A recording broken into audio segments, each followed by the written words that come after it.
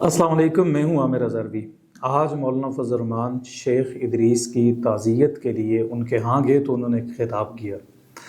वो खिताब सुनने से ताल्लुक़ रखता है।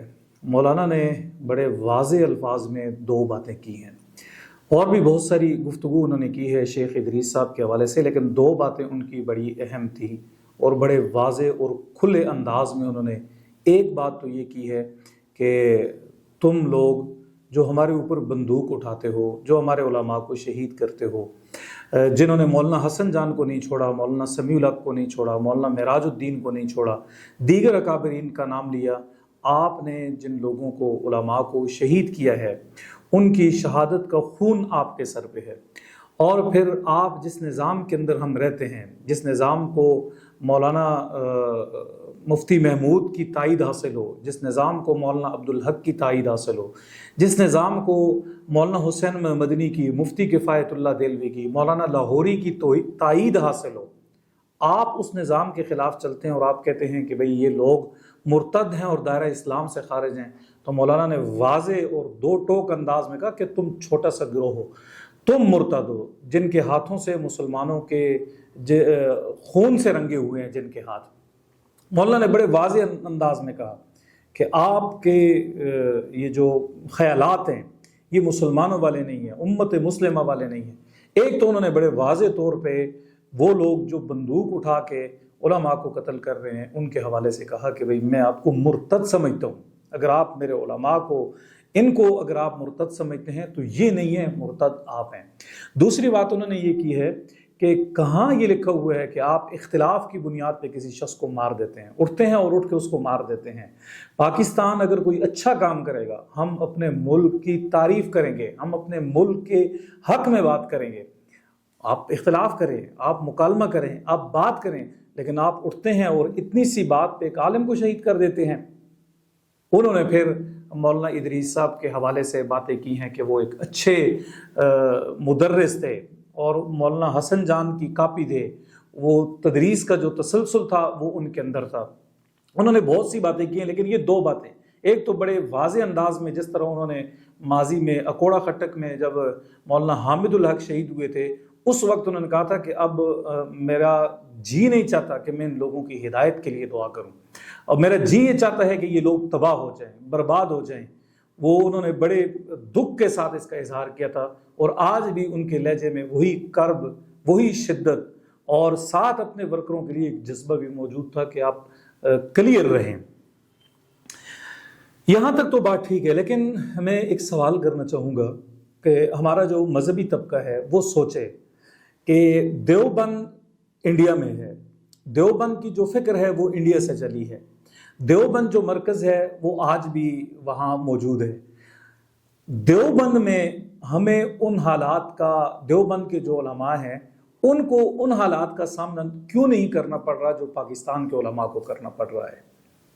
यानी आप देखें कि मौलाना हुसैन मदनी, मुफ्ती किफ़ायतुल्लाह देलवी और मौलाना अबुल कलाम आज़ाद, मौलाना सिंधी, ये बड़े नाम हैं, मौलाना महमूदुल हसन, यानी ये सारे बड़े नाम हैं, बड़े लोग हैं।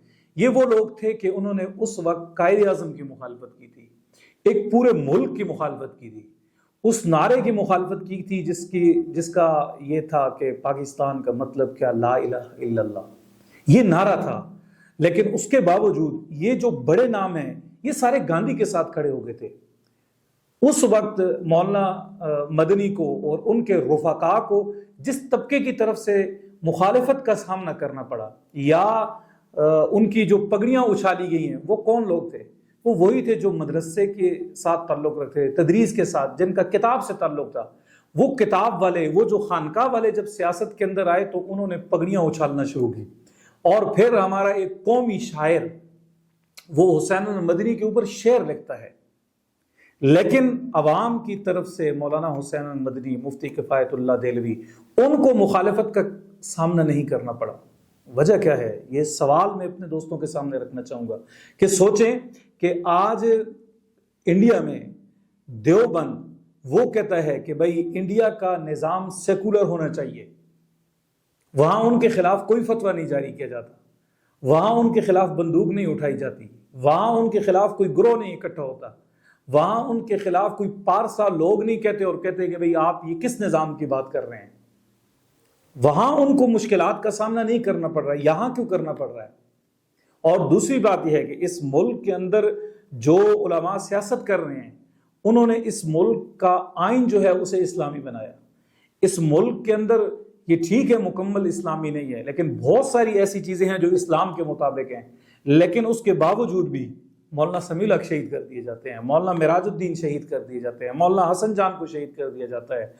باجوڑ میں ایک دن میں 80-90 لاشیں اٹھائی جاتی ہیں, حافظ حمداللہ وہاں جاتے ہیں. خود مولانا فضل الرحمان کے اوپر حملے ہوتے ہیں, مولانا شیرانی کے اوپر حملے ہوئے, مولانا عبدالغفور حیدری کی گاڑی کے اوپر بھی حملہ ہوا, مولانا فضل الرحمان کے بچوں کے اوپر بھی حملہ ہوا. یہ وہ لوگ ہیں جو اسلام کی بات کر رہے ہیں, جو آئین کی بات کر رہے ہیں, جو قانون کی بات کر رہے ہیں, لیکن اس کے باوجود انہیں دہشت گردی کا سامنا کرنا پڑتا ہے, انہیں بندوق کا سامنا کرنا پڑتا ہے, انہیں اسلحے کا سامنا کرنا پڑتا ہے. وجہ کیا ہے؟ یہ اسلحہ کسی اور کی طرف سے نہیں, اسی فکر جو دیوبند کے اندر رہنے والی جو جماعتیں یہی لوگ ان کے اوپر حملہ کرتے ہیں. یہ ٹی ٹی پی کون ہے؟ یہ کوئی باقی کسی مسلک کی, باقی کسی فرقے کی جماعت تو نہیں. یہ کیوں حملے کرتے ہیں؟ اس کی وجہ یہ ہے کہ یہ اپنے آپ کو زیادہ پارسا سمجھتے ہیں. یہ میرا سوال ہے کہ اگر انڈیا میں دیوبند سیکولرزم کی بات کرتا ہے, وہاں گاندھی کا ساتھ دیتے ہیں, وہ لوگ کانگریس کا ساتھ دیں, ان کے اوپر تو فتوے نہیں لگتے, لیکن پاکستان کے اندر اگر اپنے اسلامی بھائیوں کا ساتھ دیا جائے تو یہاں بندوق کیوں کھڑی ہو جاتی ہے؟ میرا خیال یہ ہے کہ آج یہ موقع ہے ہمارے لوگوں کے سامنے اس سوال کو ایڈریس کرنے کا. وہ سوچیں کہ بھئی کیا وجہ ہو سکتی ہے. ماضی میں ہم دیکھتے ہیں, اور پھر ایک دیوبندی وہ ہے جو انڈیا میں بیٹھا ہوا ہے, جسے کسی قسم کی کوئی مشکلات کا سامنا نہیں کرنا پڑ رہا مسلمانوں کی طرف سے. ہندوؤں کی طرف سے ہوں گے مسائل, لیکن مسلمانوں کی طرف سے ان کو کوئی مسائل, کسی طرح کے مسائل کا سامنا نہیں کرنا پڑ رہا. جبکہ پاکستان میں جو دیوبندی مکتبہ فکر ہے, اس کو دیوبندی مکتبہ فکر کے اندر سے ہی مزاحمت کا سامنا کرنا پڑ رہا ہے. ہمیں سوچنا چاہیے کہ اگر فکر وہاں سے چلی ہے تو پھر درمیان میں مسائل کہاں سے جنم لیے. پاکستان کے اندر 80 کی دہائی تک, جنرل ضیاء الحق کے دور سے پہلے تک ہمارے ہاں یہ تشدد نہیں تھا, ہمارے ہاں اسلحہ نہیں تھا, ہمارا مرکز ایک تھا. انڈیا میں آج بھی دیوبند مرکز ہے, انڈیا میں آج بھی پالیسی دیوبند سے آتی ہے. پاکستان میں پالیسی ساز ادارہ کوئی نہیں رہا دیوبندیوں کا. جماعتیں تقسیم ہوئی, ایک جماعت کھڑی ہوئی اس نے بندوق لے لی, ایک جماعت کھڑی ہوئی اس نے کفر کا فتویٰ لے لیا, ایک جماعت کھڑی ہوئی اس نے بریلویوں کے خلاف مشرک کا فتویٰ لے لیا, ایک جماعت کھڑی ہوئی اس نے تقلید کی بحث چھیڑ دی, ایک جماعت کھڑی ہوئی اس نے حیات ممات کی بحث چھیڑ دی. ہم نے کہا یہ سب ہمارے ہیں, جو بندوق والا ہے وہ بھی میرا ہے, جو فتوے والا ہے وہ بھی میرا ہے, جو لڑائی کرنے والا ہے وہ بھی میرا ہے, جس نے کشمیر کی بات کی وہ بھی میرا ہے, جس نے افغانستان کی بات کی وہ بھی میرا ہے, جس نے کسی کو مشرک کہا یہ بھی میرا ہے, جس نے کسی کو مرتد کہا یہ بھی میرا ہے, جس نے کسی کو بدعتی ہونے کا فتویٰ دیا یہ بھی میرا ہے, کسی کو غیر مقلد کا یہ بھی میرا ہے. آپ جب سب میرے ہیں اور آپ کا مخالف ہے ہی کوئی نہیں, جب سب ٹھیک ہیں تو پھر بندوق نے جگہ تو بنانی ہے. آپ دیکھیں کہ بھئی اگر انڈیا میں کشمیر ہے, وہاں حکومت کوئی فیصلے کرتی ہے, وہاں کا مولوی کیوں نہیں کھڑا ہوتا؟ اس کی وجہ یہ ہے کہ وہ لوگ کلیئر ہے کہ ہم نے اس نظام کے اندر رہ کے اپنی عبادت کی طرف توجہ دینی ہے اور اپنا علمی کام کرنا ہے, ہم نے اپنے آپ کو بچانا ہے. ہمارے ہاں کیا ہے؟ ہمارے ہاں یہ ہے کہ ہم پارساں ہیں, ہم نیک لوگ ہیں, ہمارا قومی شاعر بھی نیک ہے. ہماری جو خانقاہوں کے لوگ تھے جو ساری زندگی خانقاہوں کے اندر رہے, جن کا تعلق درس و تدریس سے تھا, وہ سیاست کے اندر تو آئے, انہوں نے مولانا مدنی کے اوپر بھی فتوے لگائے, اور پھر جب سیاست کا وہ پتھر وہ چوم نہ سکے اس پتھر کو اور خود تو چلے گئے, لیکن بعد میں لوگوں کے لیے ایک راستہ بنا کے چلے گئے, آج وہ ہمارے گلے کے اندر پڑا ہوا ہے. اور افغانستان کے اندر تو دیوبند نے بندوق اٹھائی ہوئی ہے, وہ تو ریاست کے ذریعے آگے ہیں, آ کے قابض ہو گئے ہیں. اب پاکستان کا جو دیوبندی ہے, یہ انڈیا کا جو دیوبند مرکز ہے یہ اس کے ساتھ بھی نہیں جڑا ہوا. پاکستان کے اندر کوئی دیوبند کا جو مرکز ہے یہ اس کے ساتھ بھی نہیں جڑا ہوا. یہ کس کے ساتھ جڑا ہوا ہے؟ یہ افغانستان کے ساتھ جڑا ہوا ہے. ان کا امیر المومنین ادھر ہے, فیصلہ وہ کرے گا. اب امیر المومنین افغانستان کا, اچھا وہ نظام ادھر نافذ کرے گا. اب مجھے آپ بتائیں, اکثریت مسلمانوں کی, چلیں افغانستان ایک الگ خطہ ہے, اس کا الگ رواج ہے, پنجاب کا الگ کلچر ہے, سندھ کا الگ کلچر ہے, ہزارہ ہمارا الگ ہے, اٹک پار کا جو علاقہ ہے اس کا الگ ایک کلچر ہے, بلوچستان کا ایک الگ کلچر ہے. آپ ساروں کے اوپر بندوق چلائیں گے؟ میرا خیال ہے آج یہ موقع ہے. مولانا فضل الرحمان نے کھل کے بات کر دی ہے کہ مرتد ہیں, ان کے ساتھ کوئی نرمی نہیں کرنی چاہیے. اور انہوں نے کہا یہ ہمیں مشتعل کرنا چاہتے ہیں, ہم مشتعل نہیں ہوتے ہیں. یہ تو بہت اچھی بات ہے, لیکن کم از کم آج یہ بحث شروع کرنی چاہیے کہ انڈیا کے اندر دیوبند کیوں محفوظ ہے, اس کے خلاف کیوں کوئی فتویٰ نہیں جاری ہوتا, وہاں کوئی تحریک کیوں نہیں کھڑی ہوتی, وہاں کوئی فتویٰ. 2008 میں دیوبند نے اجلاس بلا کے بڑی کانفرنس کر کے دنیا کو کہا کہ بھئی انڈیا کے اندر جہاد جائز نہیں ہے. 2008 میں انہوں نے بڑا کھل کے پیغام دیا. آج بھی مولانا ارشد مدنی کی تقریریں آپ سنیں, وہ کھل کے کہتے ہیں کہ بھئی ہم نے پاکستان کو ریجیکٹ کیا تھا, ہم گاندھی کے ساتھ کھڑے ہوئے تھے اس لیے کہ اس ملک کا نظام سیکولر ہوگا, ہم سیکولر بھارت کے ساتھ ہیں. اچھا وہاں تو کچھ بھی نہیں ہے, لیکن ادھر ایک شخص جس نے اپنی داڑھی اس نظام کے اندر سفید کر دی, وہ جس نے مدارس کو فوائد لے کر دیے, جس نے مساجد والوں کو فوائد لے کر دیے, جو ان لوگوں کی بقا کا ذریعہ بنا ہے. میں مولانا فضل الرحمان اور اس کی جماعت کو اللہ کی نعمت سمجھتا ہوں. میں نے آج لکھا بھی ہے کہ میں ان کو اللہ کی نعمت سمجھتا ہوں. اس خطے کے اندر, اس ملک کے اندر وہ اللہ تعالیٰ کی بہت بڑی نعمت ہے. لیکن ہمیں سوچنا چاہیے کہ فتوے والا بھی میرا ہے, بندوق والا بھی میرا ہے, گالی والا بھی میرا ہے, کسی کو مشرک کہنے والا بھی میرا ہے, حیات نمات کا مناظرہ کرنے والا بھی میرا ہے, کسی کے ساتھ زیادتی کرنے والا, یہ سب میرے ہیں. اس سب میرے کے چکر سے نکلنا پڑے گا.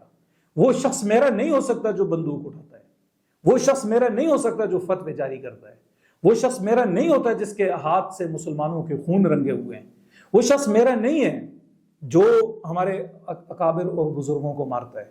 ہمیں کھل کے یہ فیصلہ کرنا چاہیے.